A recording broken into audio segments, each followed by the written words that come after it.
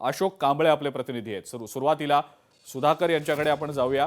सुधाकर, जालना पालिका निवडणुकीच्या अनुषंगाने मतमोजणी आज होतीये। काल मतदान ज्या वेळेला झालं त्यावेळेला टक्केवारी नेमकी काय समोर आली आणि ज्या पद्धतीचा निकाल एक्झिट पोल्सच्या माध्यमातून अंदाजित होता तो निकाल समोर आल्यानंतर आज खरा निकाल जो लागणार आहे, जो कौल मतदारांनी दिलेला आहे तो आज समोर येणार आहे। मतमोजणी संदर्भातली नेमकी कशा पद्धतीची तयारी झालेली आहे जालन्यातली, सुधाकर सविस्तर याबद्दल काय माहिती आहे?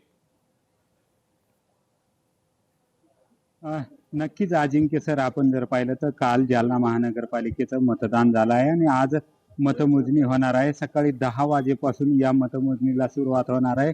सुरुवातीला टपालीचं मतदान या ठिकाणी मतमोजणीला सुरुवात होणार आहे, त्यानंतर ईव्हीएमच्या मतमोजणीला सुरुवात होणार आहे।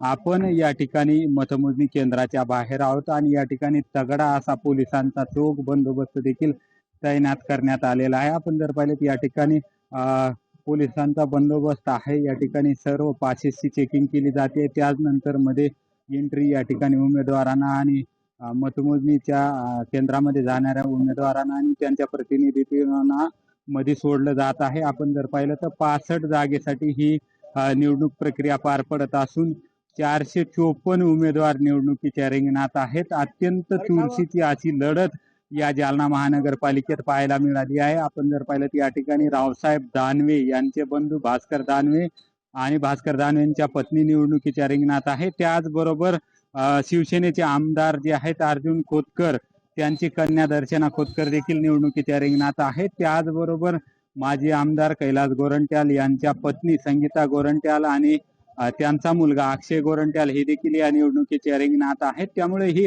अत्यंत चुरशीची अशी लढत या ठिकाणी आपण पाहायला मिळणार आहे। एक्झिट पोलचे जरी निकाल आले असले तरी आज मतदार राजा कोणाला कौल देतं हे पाहणं तितकंच महत्त्वाचं असणार आहे। सकाळी 10 वाजल्यापासून या मतमोजणीला सुरुवात होईल आणि त्यानंतर साधारणतः 12 वाजेपर्यंत कल आपल्या हाती येतील आणि कल आपल्या हाती आल्याच्या नंतरच जालना महानगरपालिकेत झेंडा कोणाचा फडकतो हे देखील पाहणं तितकंच महत्त्वाचं असणार आहे। अजिंक्य,